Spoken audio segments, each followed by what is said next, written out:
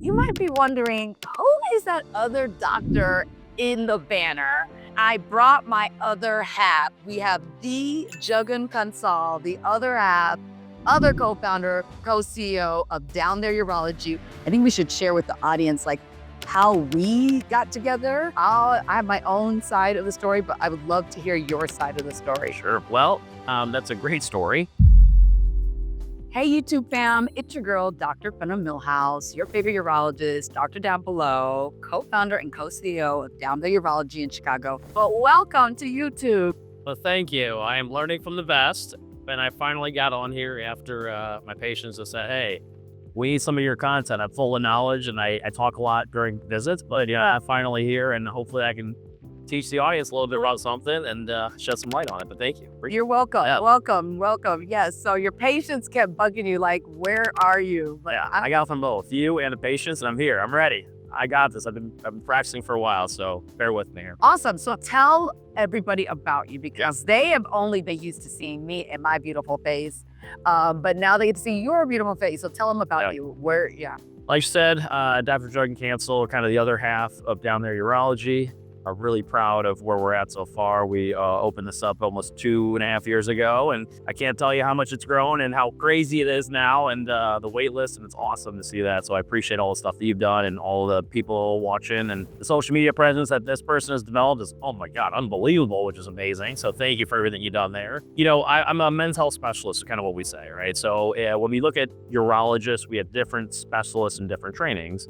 And so we all go through the general urology process, and then we all kind of make a decision on if we want to do anything some specialized. And so I made the decision of, you know what, I need more men's health education out there. And there's a lot of men out there that have a lot of misinformation. And that's why we did this YouTube channel too, because there's so much, excuse my language, BS out there. Oh, we can cuss on. Okay, all right, I'm not used to it. So much bullshit out there about men's health. And so a little bit of background is I did a fellowship, all my training, research, everything that I've done in the past 15 years in a sense, has been focused on men's health. So I'm the fellowship trained and men's health specialist, primarily focusing on men's sexual health and fertility. Men's health specialist. So talk to us about your journey, little boy Jagan Kansal to, hey, I want to be like, what made you decide to do urology? How did you get into it? And ultimately choose your fellowship of all the fellowships and specialties in urology that you want to do men's health? I'll tell you this, my friends and my patients asked me why I went into this profession because I didn't think I was going to medicine to deal with penis and testicles all the time. Biggest reason I went into urology was, and especially in men's health kind of stuff, is that like men are so vulnerable in some of these things, especially with sexual health and reproductive health. You know, not to boast about myself, but I do feel like I do a good job in terms of connecting with the patient, right? And I think the biggest problem that we have for men's is like, okay, you can't get an erection, or you're shooting blanks. I mean, those are the two most sensitive topics to guys, in my opinion, that really no one really talks about too much. And so I started talking to guys a little bit more, started talking about men a little bit more, and I realized that connection, and guys really do want to open up. And if you really give them the space and the area to open up, I mean, it's a huge part of their life. And so that's kind of why I decided men's health. Urology is just awesome. I tell a joke around all the time. I saw my first urology patient. I fell in love in a sense, like what we're treating. Yeah. The prostate cancers, the sexual health function of it. We do surgeries, office stuff, and there's so many cool things about urology that I love. And that's what brought me to the field. I agree. I do say urologists have a good sense of humor, and you have to have a good sense of humor for what we do. So We do. Yeah. Yeah. So can you tell the audience how long it takes to become an expert like you in this field? Oh boy, that's a long time. So I've got this question a lot, but after undergrad, we obviously all go to med school. So 4 years of med school, I did an additional year as a combined MD, MBA program. So 5 years of that. Then residency is another 5 years. So you're adding another 5 years there. So now we're 10 years post undergrad. And then I'm a little bit crazy and decided to do more training, just like you did, and did a fellowship. So that's another year of fellowship just in this field in terms of men's health and fertility. So a good 11, 12 years after undergrad until we get to this point. Yeah, Wow. a lot. Wow. Yeah. What made you want to do an MBA? That's a good question too. People say I'm just crazy, but I love education. I think there's a big aspect of healthcare that people don't really realize right now, which is the business aspect. You know, I think as doctors in general kind of give up more control of the healthcare system, you kind of see how it's turned out a little bit. I think a generation above us or before us kind of was always told, don't focus on the healthcare business side of it. Yeah. But if we don't focus on as doctors to advocate for our patients, then other people are going to, right? And you start having a lot of private equity, no offense, you have a lot of private equity people coming in, you have a lot of business people coming in, and you're adding a whole other layer of the doctor-physician relationship. Yes. And obviously you see that in our own practice, and now we started our own practice. We have a little bit more control over that. But that's one of the reasons why I decided to do my MBA is I wanted to learn that other aspect of it too. So, and I really do think that's the best way of taking care of patients is understanding both, not just the medical aspect, but also the financial aspect of stuff so we can control a little bit more. That's kind of why I did that. I think we should share with the audience, like, how we got together. How did Down There Urology happen? I have my own side of the story, but I would love to hear your side of the story. Sure. Yeah. Well, that's a great story. I think we complement each other in a lot of different ways. Obviously Dr. Milhouse is fellowship trained in female pelvic floor and reconstructive surgery.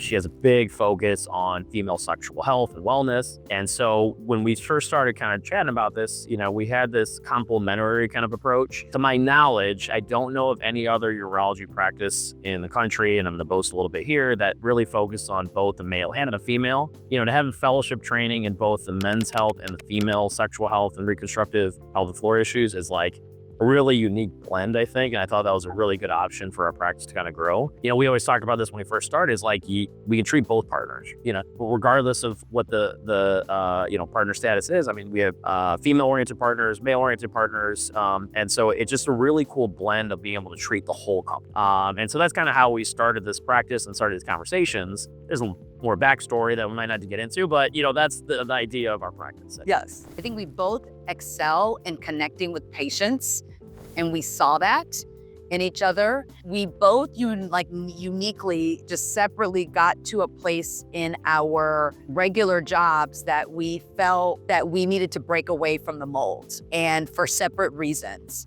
I really was embracing this social media presence.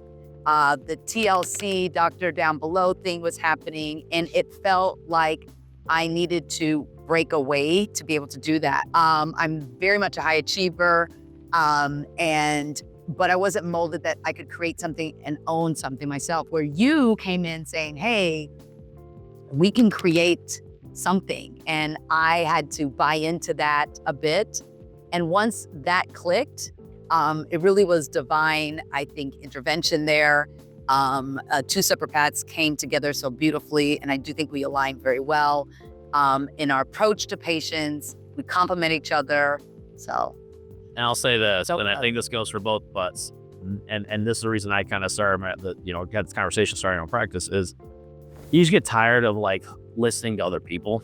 I don't mean that, we're the experts in our fields, right? And they keeps hearing the answer no, or talking about financial stuff all the time about hey, this doesn't make financial sense. And, it was one of those things where I just got tired listening to people that I don't think understand this aspect better than I do, let me put it that way. Right.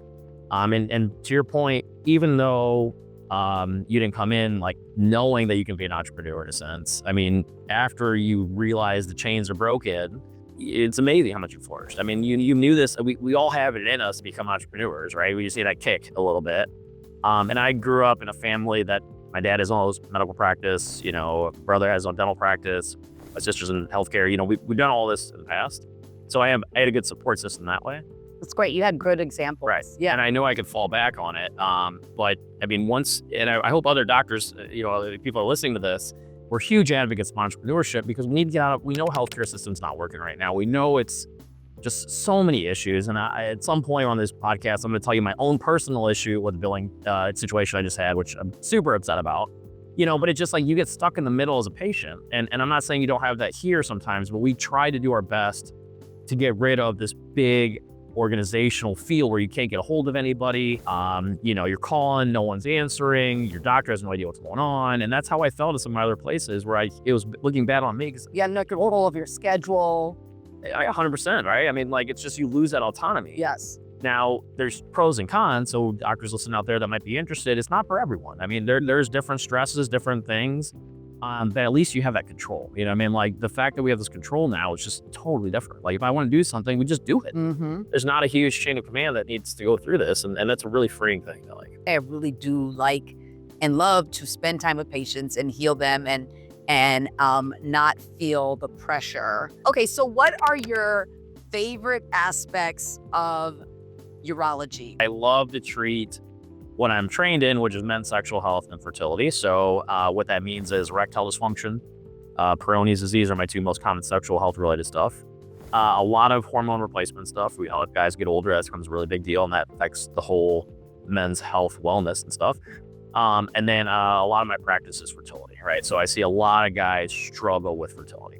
And historically, it's always been focused on the female. And now in the past 5 years or so, there's been a lot more emphasis to how do we treat this the whole couple. And we know 50% of the time there's male factor related. Wait, say that again. 50% of the time there is male factor related issues. It's not all on the women. And so it's a huge public service announcement I need to get out there. So I love treating all that stuff. No offense to my counterpart, but I hate treating females, and not because I hate females by any means. It's because I have an amazing partner that does that, and I have not seen a female patient in the past 10 years. So I guess the viewers already know a lot about you, but what do you love treating and what do you not like treating? Oh my goodness. It's hard to say what I love treating because there's so many. I love any sexual dysfunction. I love the low libidos, painful sex. I love the erectile dysfunction. I love reconstructing the genitalia. So anything that gets me to do surgery, whether it's reconstructing a vagina because things are falling, or reconstructing the penis for some reason, or doing girth enhancement. I love reconstruction. I did my fellowship in reconstruction. What do I hate? I hate infertility. Love it. Because I wasn't trained in that.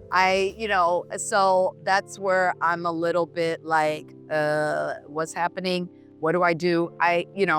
Respectfully, great, give it to him. So yeah, my strong suits, that is not one of them. So yeah. Well, it's apt that we named our practice down there urology because we all both treat sexual health. So it's nice that we were able to do that. Yeah.